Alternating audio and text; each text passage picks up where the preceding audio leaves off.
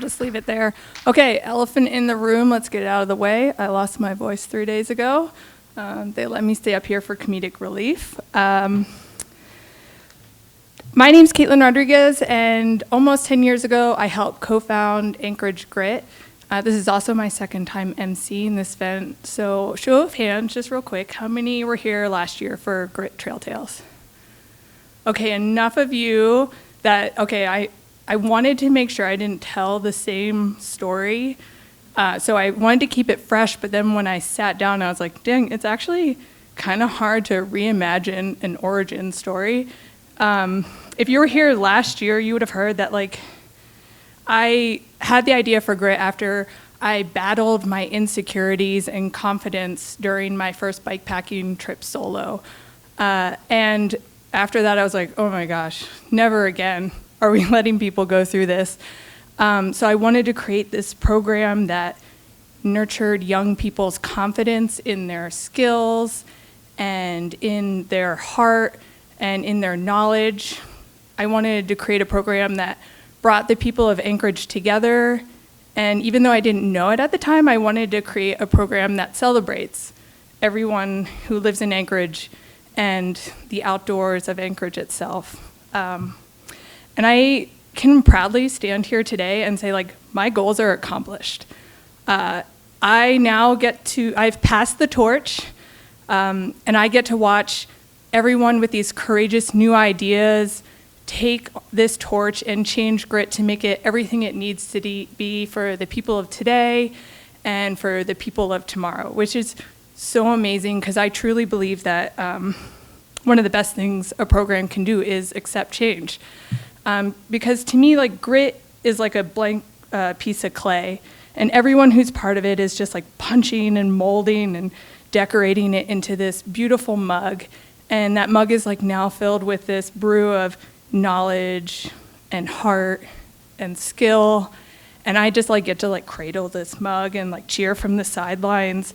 And so honestly, I just need to thank you all for year in and year out of support, and thank everyone on stage for everything they've done, because I just can't believe they could let me continue to sip from this mug from the sidelines. It's really a privilege. So we're gonna have a lot of fun tonight. There's gonna be some really good stories. Want me to first intro? Okay. So without further ado, your first storyteller is Corrie Smith. Corrie lives in Anchorage with her partner Aaron and has 3 grown sons. She's all about family, friends, doing fun stuff, and getting outside. Biking is her current favorite method of exploration, but she's just happy swimming, running, doing yoga, climbing, paddling, or hiking. Corrie will tell you the story of one of her solo, self-supported 350-mile trips on the Iditarod Trail.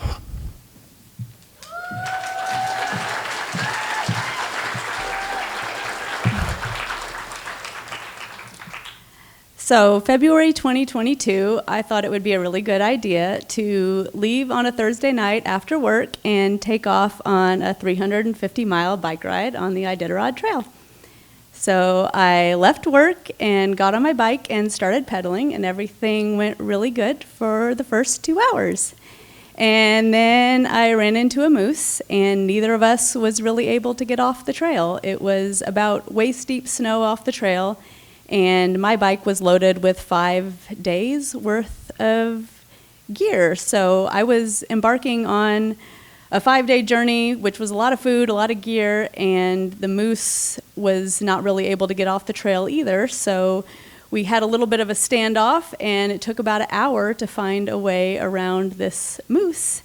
And I eventually found a little side trail around her and was able to weave my way around and ended up getting by, and everything ended up going pretty okay after that. So if you don't know, the Iditarod Trail is about 1,000 miles. I'm never really able to bike the whole thing in one sitting because I have a job and a life. So I've been trying to break off little sections when I have the chance. I've done so far 3 trips on this. I had previously done a race on it, the 350-mile Iditarod Trail Invitational Bike Race, but I wanted to take off and do a solo adventure, so I had just loaded up my bike and gone off on my own.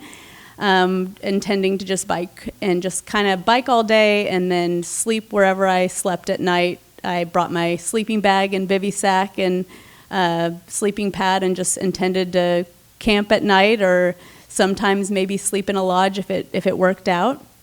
But just kind of bike all day and sleep at night and just have a good time. And because I was on my own, there really wasn't anybody else on the trail, so it was really peaceful, and I pretty much had most of the trail by myself for 5 days. But I had a couple of really cool experiences because I was by myself that I wanted to share with you today. The first one that I thought was really interesting is when I came across a bunch of tracks that I didn't recognize. There were just hundreds of tracks that looked kind of like moose, but they were too small to be moose, and maybe like a cow. And I was just racking my brain trying to figure it out, and it took me a while until I came across a herd of bison on the trail.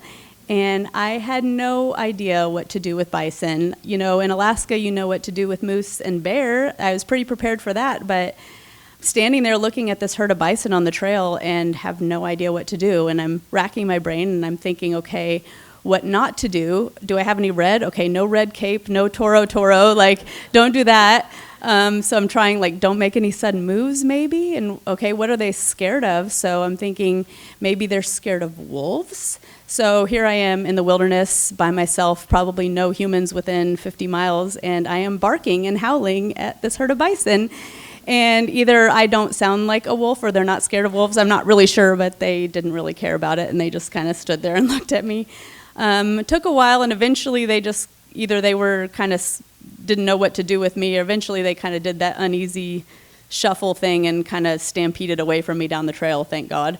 And I kind of followed them down the trail for about a mile till they ventured off the trail into the woods, and I continued on my path. So thank God they left the trail and I continued on, and everything continued really well.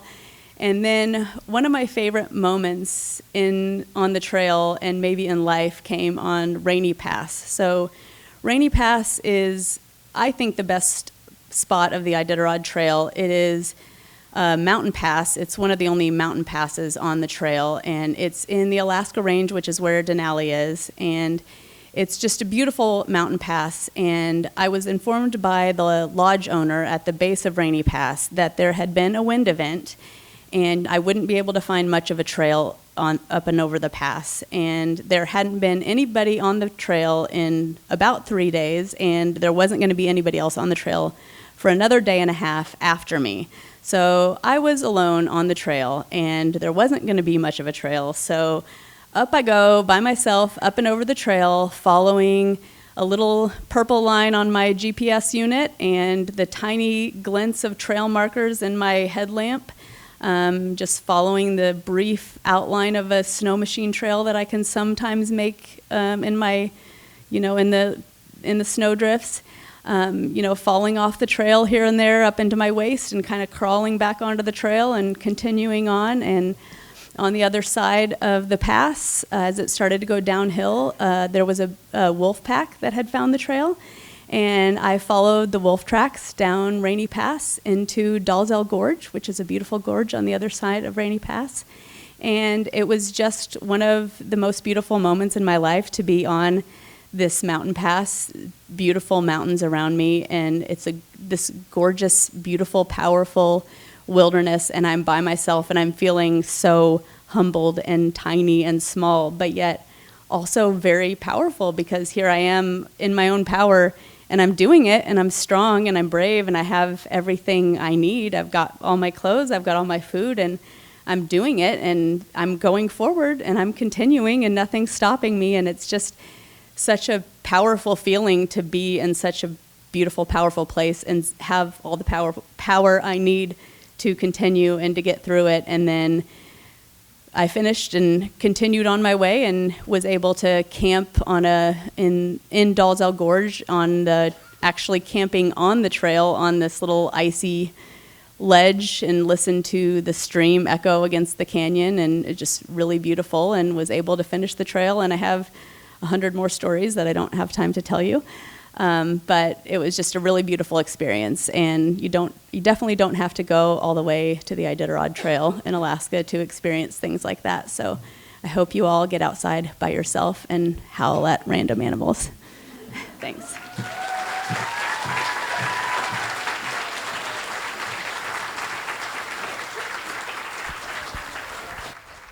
Awesome. Thank you, Corrie.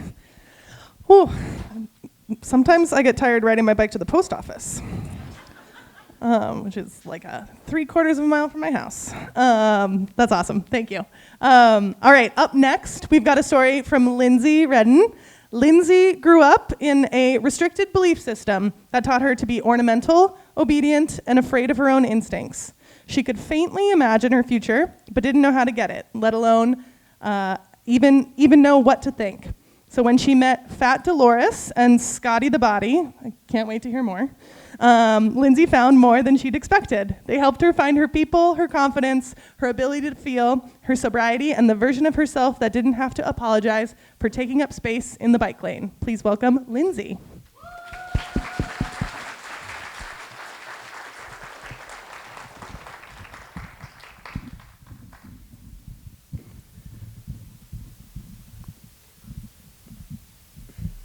There are 3 things that I find ultimate and pure joy in: being a mom, doing hair, and riding bikes. And riding bikes makes it so that I can do those first 2 things a lot more wholeheartedly. And I don't know if it's because I name my bikes or if it's because I contribute so much healing and growth to hanging out with them all the time, or if it's because when I am styling hair, I talk about my adventures with my bikes. But what I've noticed is that a couple of my bikes have been some of my best friends, and there are 2 that I wanted to tell you about. So in the summer of 2004, I was gifted this super fat 90s Huffy cruiser, beach cruiser with the fat white wall tires, chrome fenders, and really cool wide handlebars, fat grips. And I swapped out the stem with a BMX stem so I could take it off sick jumps. And this bike weighed 1,000,000 pounds. And I put a basket on the front that was like the size of a suitcase. And I was given this bike at a perfect time because I was just about to start beauty school, and I was excited about it. I wanted to be a hairdresser since I was a little kid, and I had felt that I had disappointed a lot of coaches, teachers, and parents with my decision to follow my dreams to beauty school and not do what was expected of me and a bunch of the, actually a lot of the kids that I went to school with. So I was going on this venture into a career that I really felt like I lacked the certain type of courage and bravery that I felt that I needed because I wanted people to trust me and think that I know what's up and, you know, let me hold scissors by their head and I could hardly even show up to anything. So I started riding Dolores to beauty school every day. And what I noticed is that I started feeling really hot. Like I would cut hair and it didn't really matter what effort I put into looking good. No, granted, I had a very weird relationship with self-confidence. I always felt that being beautiful was exhausting.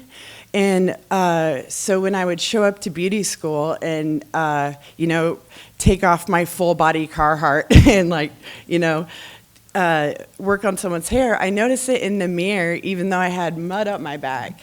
I looked happier and felt beautiful and felt free.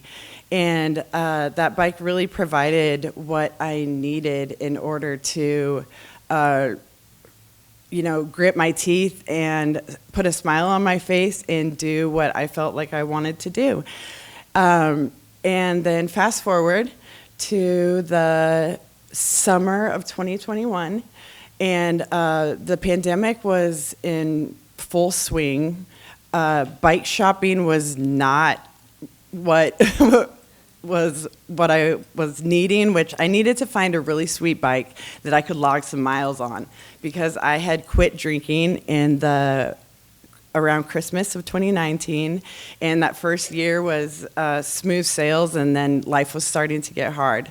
I was a single mom of 2, working full time, and I was looking on Marketplace, and I came across this really awesome Scott gravel bike. And the guy who was willing to sell it to me for really cheap was also able to put it on the back of his motorcycle and drive it in from the valley. And it was so great. So I met up with him. He sold it to me for a song, and I rode Scotty the Body off into the sunset. But not really, because I had 2 little kids at home and work in the morning. So my adventures with Scotty consisted of riding the trails around town. I rode the Foxy Beaver gravel grinder. I trained for and rode the Tluwani, which starts in Haines Junction in Canada and goes into Haines. But my favorite thing to do is after work and childcare pickup and dinner and our own adventures, my teen would man the fort, and I would put the baby down to bed, and I would get on my bike, and I would see how many times I could ride to Eagle River and back. And I would turn up the death metal, and I would cry, and I would pedal as fast as I could. And somehow, magically, I was able to not drink for that whole time, and I was able to show up as a mother for my kids, calm and present, and that bike kind of saved my life. And so I just wanted to share that with any of you guys if you ever need to try those fun life hacks out. And I have 6 years without a drink on December 23rd.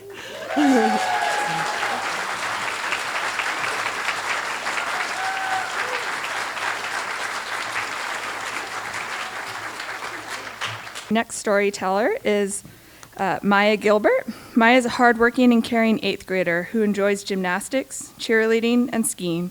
Before joining GRIT, she wasn't sure what to expect, but was excited to try something new. After completing the program, Maya feels proud of persevering through the challenging moments. When not in school, she loves socializing with her friends. Maya dreams of becoming a lawyer and continuing with cheerleading and biking. Maya will tell the story of her experience in GRIT and how it shaped what she's truly capable of.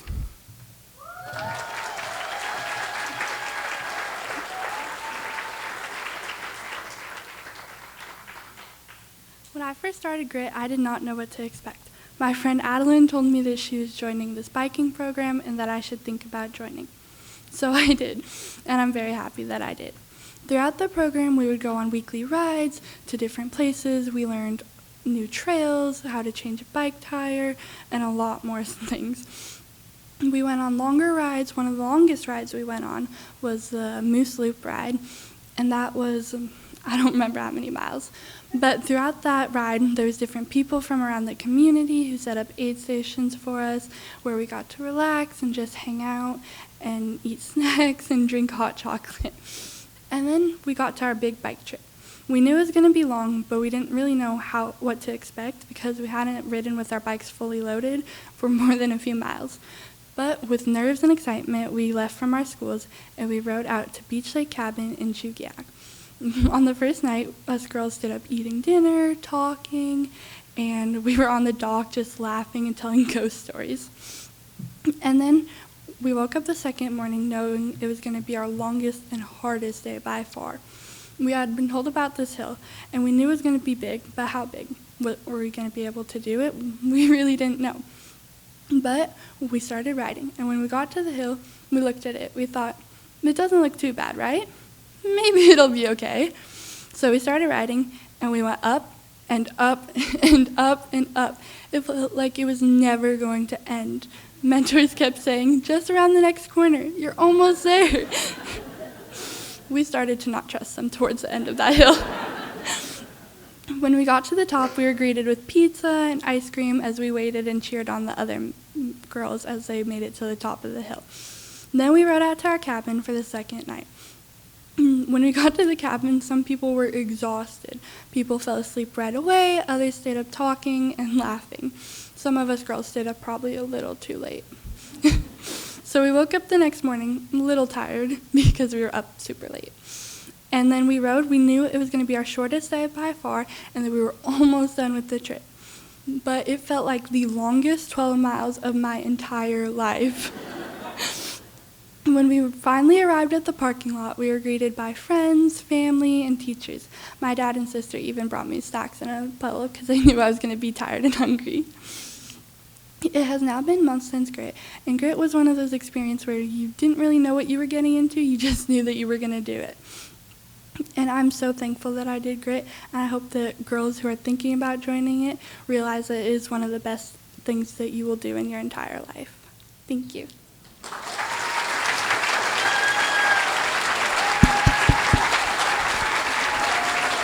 Woo!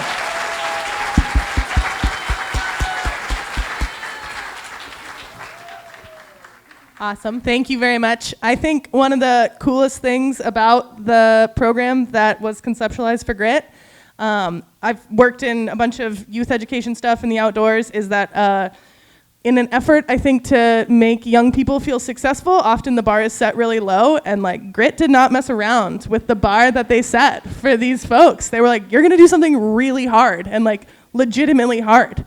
And then you all get to do something really hard at the end of your learning experience, which is really cool.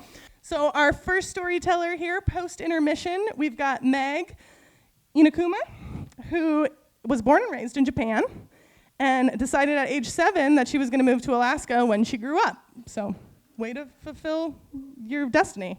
In 2008, she moved to Kodiak, where she lived for several years, and then had nomad life for another several, before finding a happy place in Palmer in 2017. Now she's a biometrician for the Alaska State Fish and Game and volunteers with the Alaska Mountain Rescue Group. In her free time, she enjoys human-powered activities. Ultramarathons are a recent addition to her long list of hobbies in the outdoors, because if you need one more hobby, ultramarathon is the obvious one to add. She's run 7 different ultramarathons in and out of state, and she currently holds the course record in 5 of them.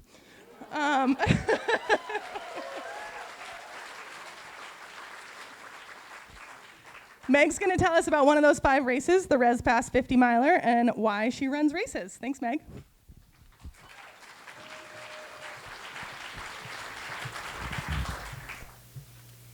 The 2021 Res Pass 50 was the toughest race and one of the most satisfying races I've ever done to this day.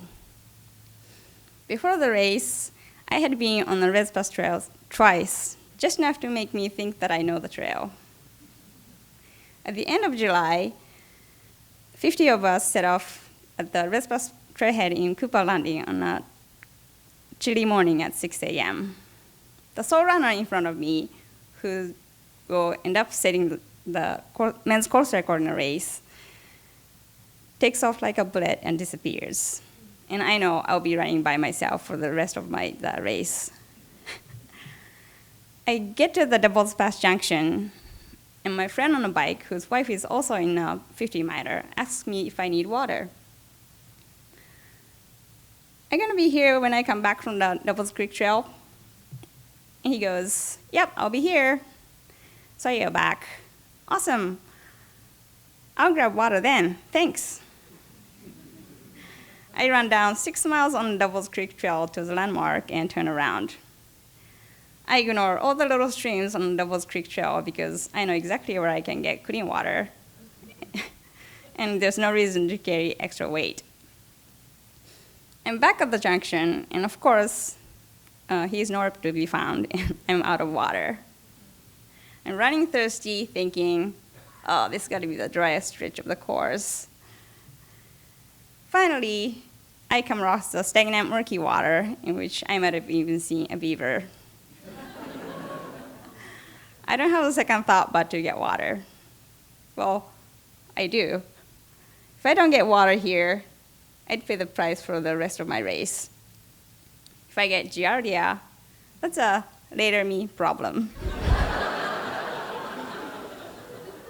I'm back at running with my hydration bladder filled with life-saving brown water. Now, I don't have a fancy watch that tells me how far I've run or what my pace is because I always run however I feel like at the moment. But I did know that once I go over the Resurrection Pass, it's 19 miles to the finish line. I also knew that the finish was next to the Resurrection Creek. So here I am, running downhill, still feeling good. The trail flattens and widens. And there, the Resurrection Creek. So I start sprinting like I always do at the end of any race. And then I see the river leaving the trail. It's a slap in the face, but I tell myself, just keep going, can't be that far. The trail meets the river again. Phew, thank God. I'm still running as fast as I can because I know I'm close to the finish. And the river goes away again. I feel completely lost, and I'm crying my head, oh, where am I? But I know if I slow down, I wouldn't be able to pick up my pace again. So I keep up my sprint. I can barely keep my eyes open. Hikers cheer me on, and I intend to thank them. But I'm not sure if I'm saying words or just making undiscernible noises out of my mouth. Eventually, I finish. I have nothing left in me. And that was the most satisfying feeling. My running vest, which any of you could lift with your pinky, feels as heavy as a ton of bricks. My friend at the finish grabs it and leads the way to my car across the parking lot. He's walking probably as slow as physically possible, but somehow I cannot keep up. I run races because I'm curious to see what my body can do. When I run a race, I always like to give it my 100%. This race changed the definition of my 100%. It taught me you can do more than you think you can. The goal of my racing has not always been the curiosity for my body's capability. In my younger days, I used to race because I wanted to compete with others. This has changed after not racing for 6 years, from around 2013 through 2018. I finished my grad school at UAF in May 2017, moved to Palmer, and started hiking the mountains regularly. I got out of breath as soon as I started hiking every time, and I was slower than anybody on a trail. But I thought to myself, I've been studying for 20 hours a day. Of course I'm out of shape. I'll get stronger every time I hike up a mountain. But I didn't. And rather, it was getting worse. Things started to get concerning when I noticed I was having difficulty walking from my bed to the bathroom in the tiny apartment that I used to live in back then. On June 11th, 2018, I was taken to the emergency room. My hemoglobin level was as low as 6.9. As a reference, the normal range of hemoglobin level for women is between 12 and 16. I finally faced my body condition seriously, found the cause, found a solution, and 14 months later, my hemoglobin level reached the bottom of the normal range. It's an amazing thing to have a healthy body. Now I race because I'm curious to see what my body is capable of. I don't take it for granted that I'll be healthy forever. So I tell myself, do what you can with your 100% while you can. I learn life lessons by running races. In this Race Plus 50 that I ended up sprinting the last 7 miles, I learned 2 things. You can push yourself more than you think. And brown water is still water. Thank you.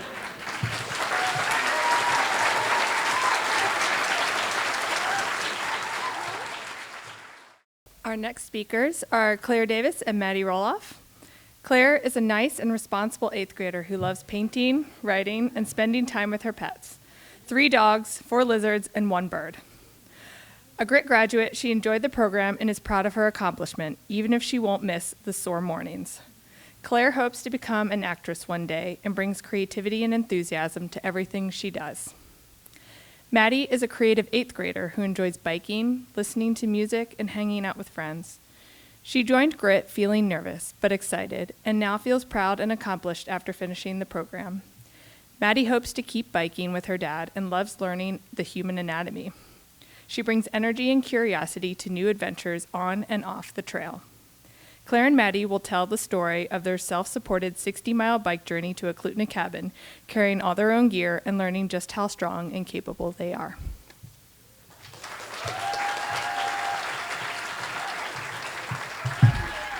I joined GRIT because I thought it'd be a great idea and it would be fun to hang out with my friends some more after school.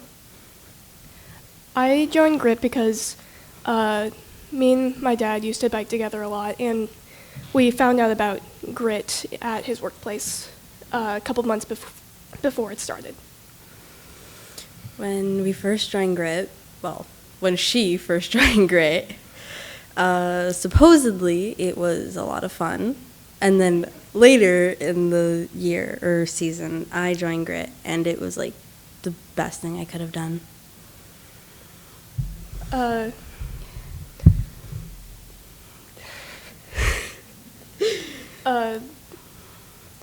Hanging out with friends and spending time on different bike trails around Anchorage was fun. On to the trip. On the first day, we packed up all of our gear for our 3-day, 60-mile ride to Eklutna Lake. We were pretty excited. Yeah, we were like so excited. A bike filled with stuff to do for days, right? When we first set off, we were headed to Beach Lake Lodge. It wasn't the longest ride, but it felt like forever. After we got to the cabin, the first cabin, we got unpacked and ate dinner after a while. We ended up sitting on the dock, and we told ghost stories and had some hot chocolate. It was awesome. At one point, we saw an eagle. Which I called an American air chicken. She's crazy. Later that night, the mentors told us, go to sleep. You got a long day tomorrow. We looked at each other and laughed. Like, what do you mean? On the first morning, we then woke up completely exhausted. Karma. After very slowly packing up, we finally set off for our trip to Eklutna Lake. It felt like negative 10 degrees out. It was so cold. How? I was so hot. You slept all night, so like... None of us did. What are you talking about? The hill? I'm getting there. Then get to it. We biked for a little bit, and we finally got to the world's biggest hill. We didn't think that it would be that hard because, like Maya said, it wouldn't be that hard, but... Just around the corner, the mentor said. It'll be fun, they said. It'll be easy. Almost there, they said. It was misery for 3 hours. It felt like days, though. At one point, I actually pulled over on a patch of gravel and tried to call my parents. No Wi-Fi. Yeah, so I had to keep going.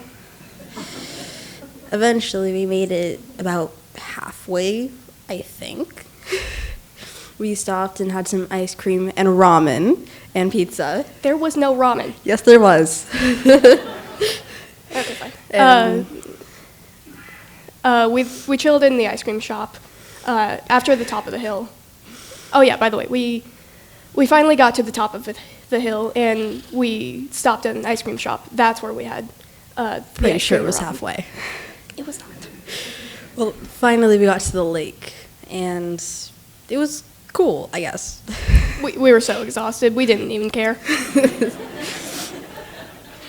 We were biking along the lake, and I swear I'm hallucinating here. I was so exhausted, I thought to myself, if I fell off my bike and landed in the lake, and I swam to the bottom, and I think there might be this big pipe at the bottom, because like Anchorage gets its water from there. I could swim and go home. Let me join you. Riding on the side of the lake, I wasn't even really thinking at that point, except for like I just wanted to sleep. Finally, we got past the lake and into the woods. It was like, it went from smooth and like compact dirt to wet, rocky, bumpy, and dust. We didn't really care at that point because we had already been on our bikes for 10, 11 hours. Almost 12. Yeah. We finally get to the second cabin after Shack. after 12 hours of biking, and I immediately passed out. But yeah, I don't remember a thing. But apparently, everybody else was Hanging out by the campfire eating s'mores. It was awesome. I thought about waking Maddy up. I've had a bad experience with that. That's not happening. Well, on the third morning, I woke up rested and ready for more. Rude. With a dead phone. But we then packed up. We took a picture in front of the cabin. Shack. And we finally set off back to the trailhead. When we got to the trailhead, we were more than happy to go home. I was so exhausted. We were all exhausted, but happy. Yeah. We met our parents there and said farewell to everybody, and I enjoyed it, but I do not want to do that again. Oh yeah, didn't you forget to clean your room before it? I don't know what you're talking about. It was perfect. No, I'm pretty sure you said that. I'm pretty sure I did. Yeah, Grit was really fun, but I am happy to be done with it.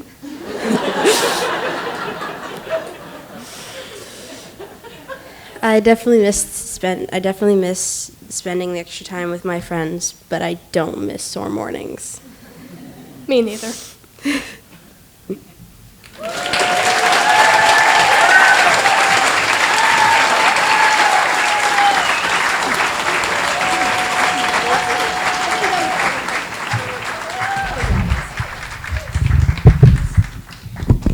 It's like a really nice cabin.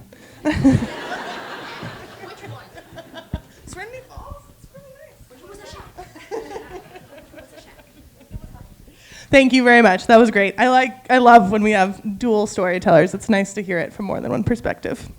All right, our next storyteller, we've got Lisa Hess, who hails from Wasilla. Apparently you can't spell Wasilla without Lisa.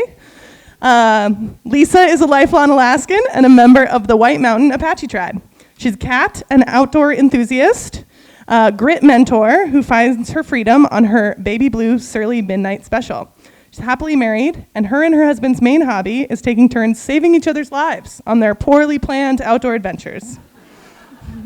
Lisa will tell a story about the importance of know before you go, connection, and lasagna.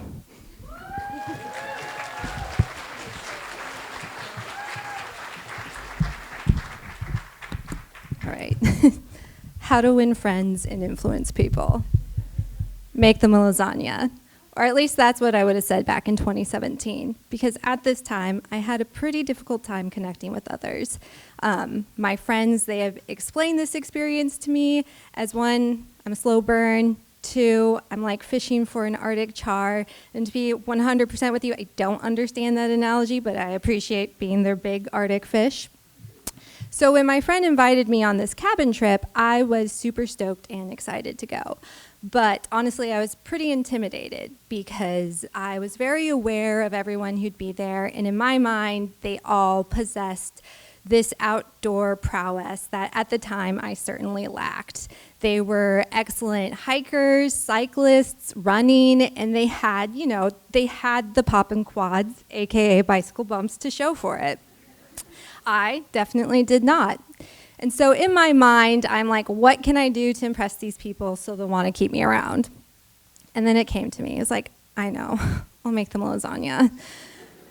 Because it's the perfect food. It's got carbs, it's got protein, it's got cheese, it's good cold. Certainly, this will be the meal to win them over. So the day comes, I've whipped up my lasagna, and we all meet at the trailhead, which is Lowell Point down in Seward, because we are going to be going out to one of the cabins near Canes Head.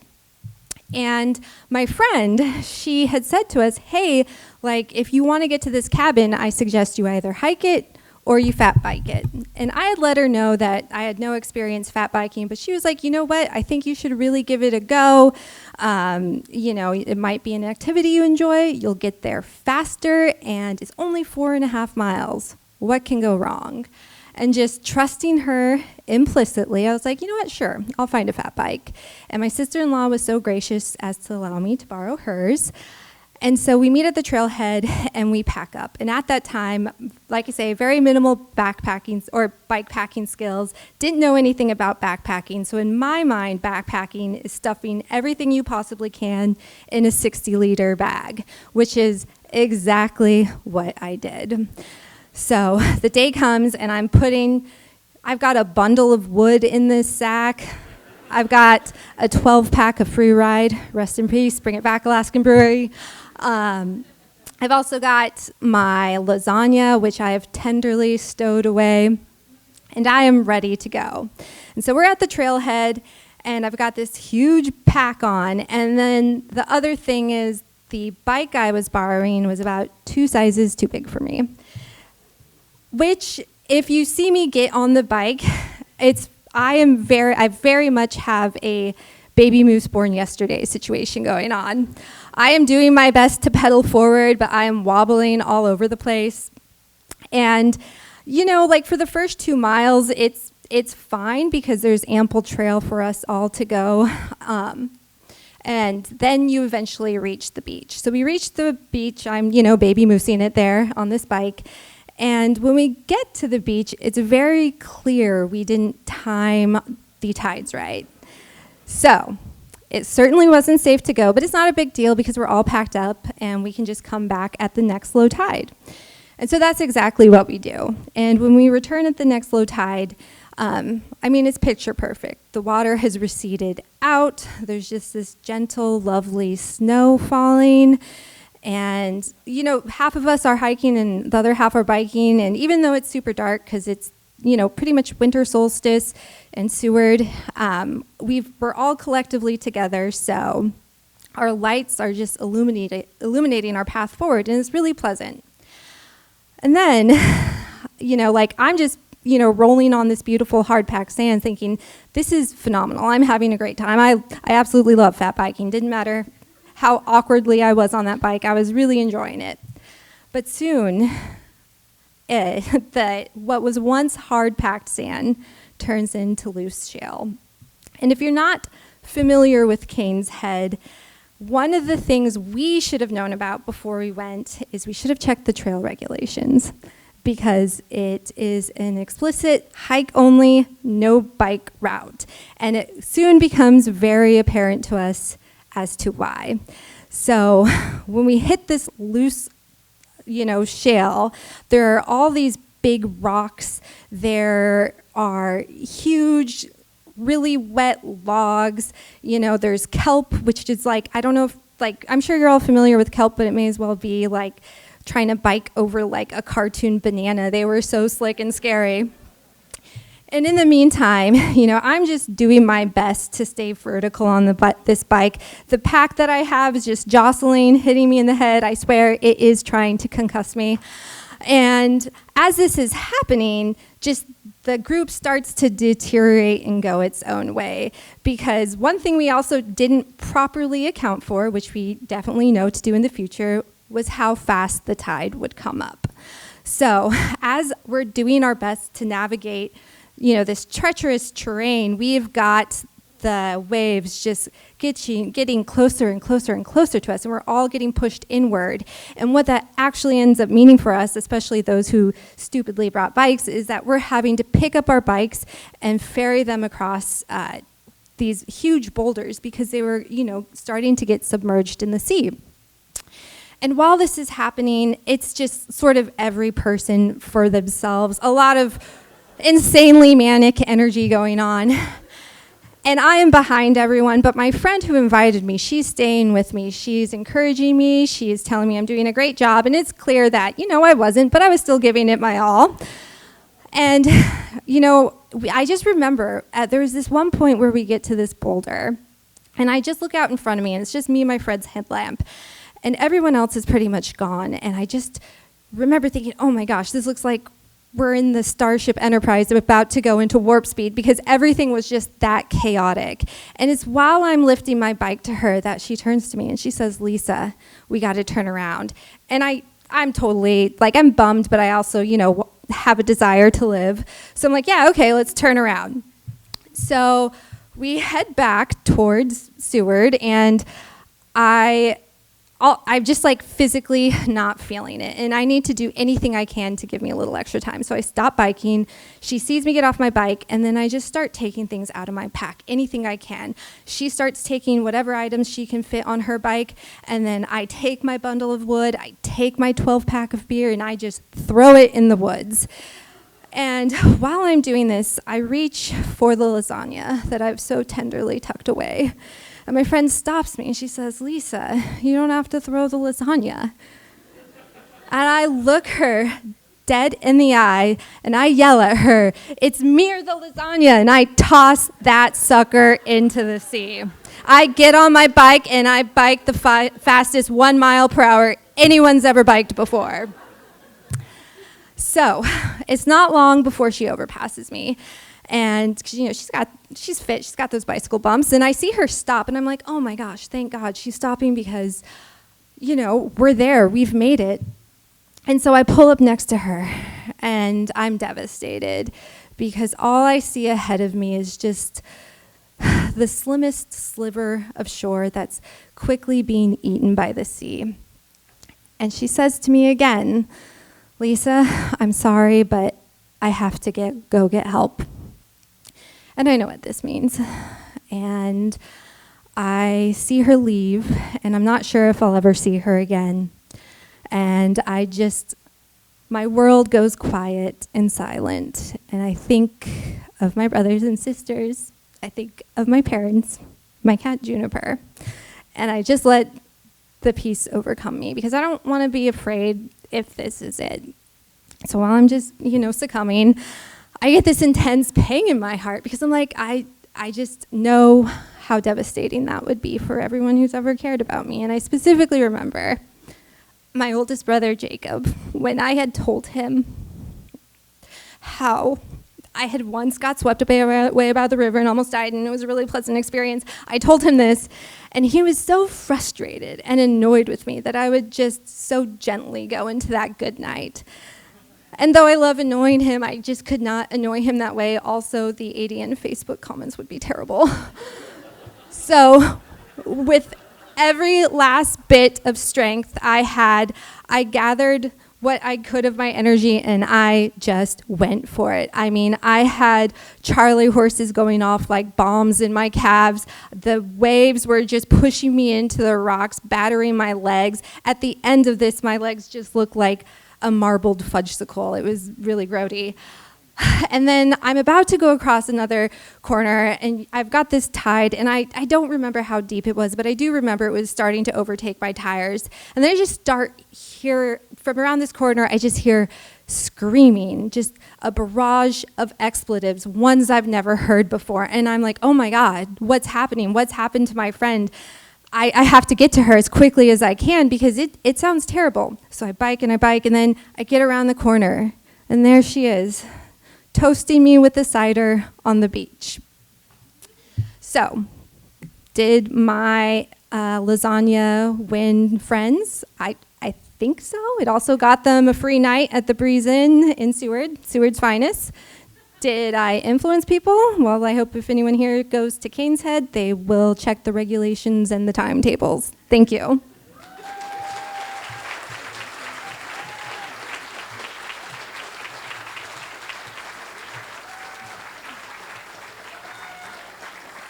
Thanks, Lisa. Our last speaker tonight is Brianna Beswisk. Originally hailing from Bozeman, Montana, Brianna came to Alaska to escape wildfires and practice law, and is pleased to report both have worked out well. Her hobbies include trail running, meditation, and adding on one Alaskan recreation activity per year. You can never run out. This winter, her goal is to finally master more than one skate ski poling technique. She lives with her husband, Nate, and her dog, Ollie, in Airport Heights, where you can typically find them out on the trails or at Fire Island. Brianna will talk about biking through crashes, injuries, and illness.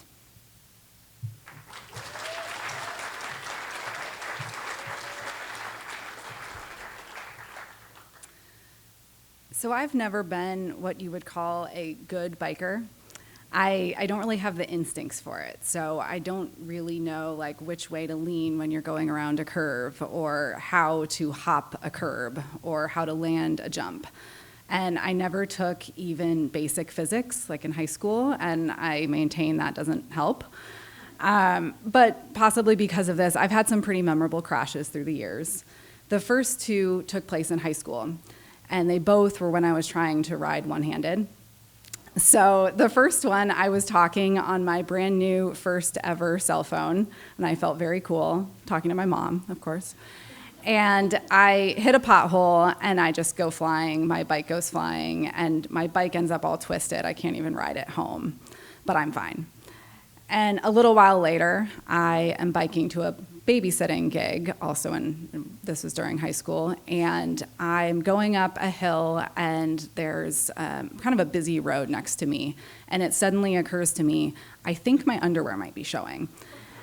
And all the people who are driving by, I think they can see my underwear. And this is the early 2000s, and we're all wearing like the low-rise jeans, and probably I was right. I'm sure my underwear were showing. So I reach back, and I'm trying to just like hoist up my pants a little bit, and that is too much for my bike skills. So I turn directly into the ditch, and I just tumble down. And this time my bike is fine, but the little girl I was babysitting did cry when I showed up and I was bleeding.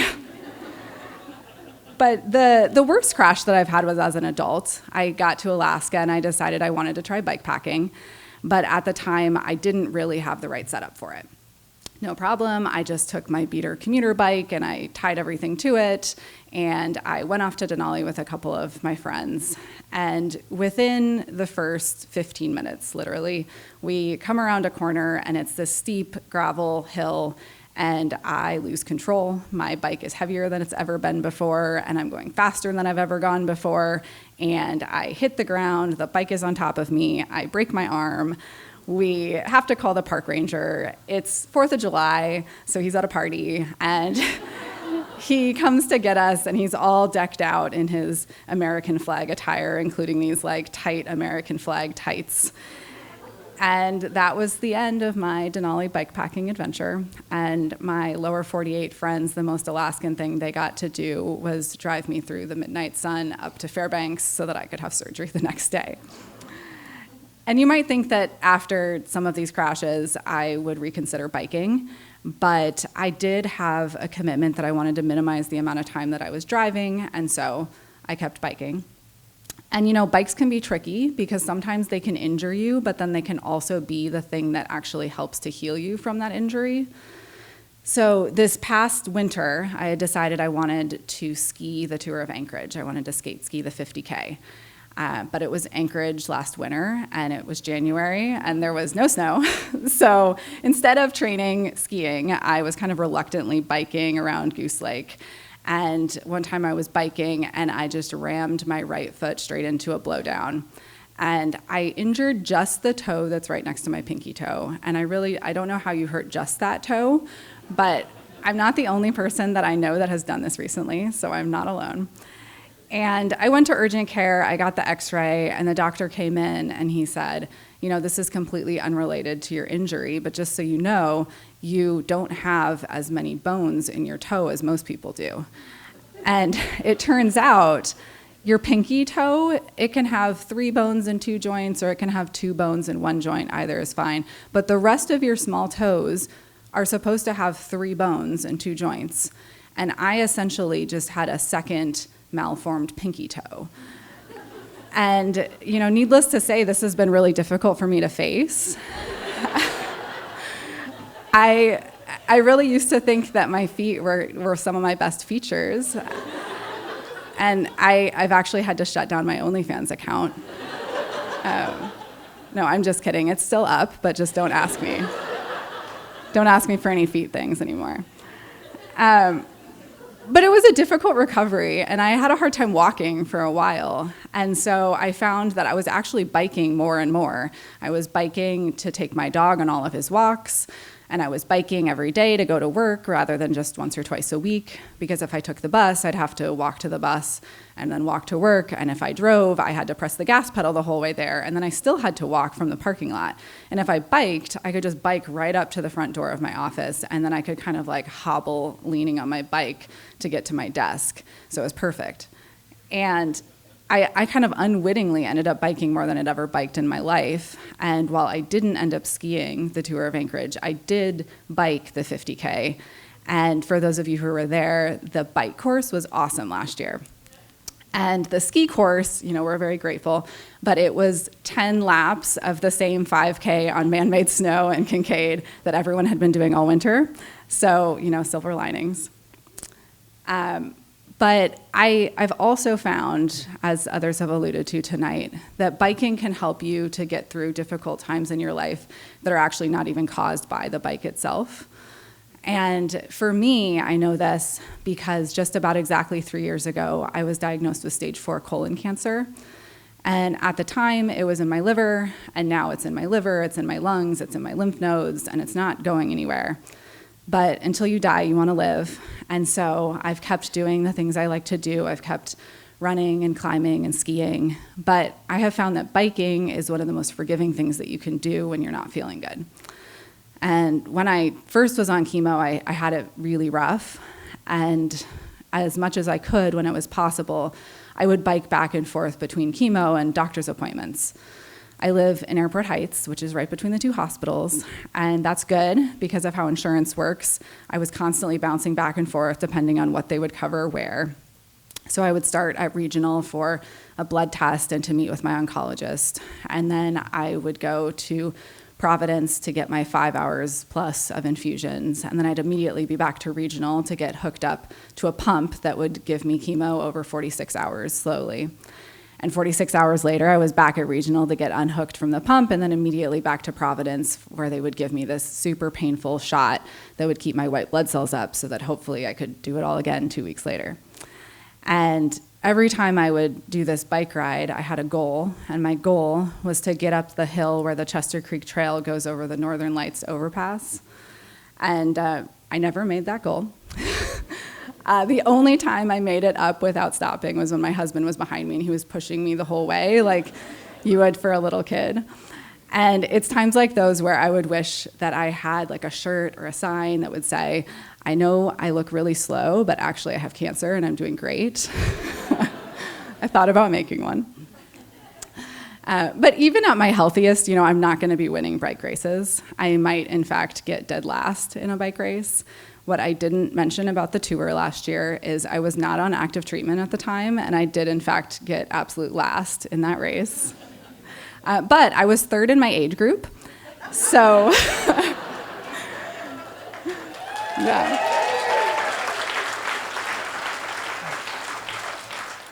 Yeah, so that's a podium, and I won a commemorative belt buckle, which I certainly wouldn't have skiing. But even if I can't enter races, I know that biking is there for me. And my cancer has really started growing quickly again, and so I'm back on chemo as of last week. And this time, it's mostly pills, so I'm not bouncing back and forth between hospitals quite as much. But I did take 3 pills this morning, and when I get home, I'm taking 3 more. And I also took some anti-nausea and some pain meds to be here tonight. But I know that I can rely on my bike. I know that it can push me as hard as I want to be pushed for as long as I can be pushed.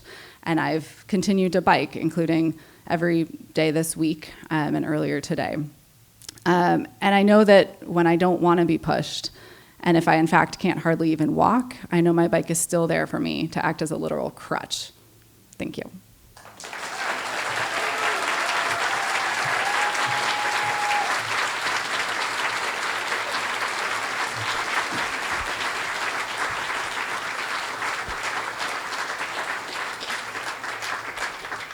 Thanks, Brianna.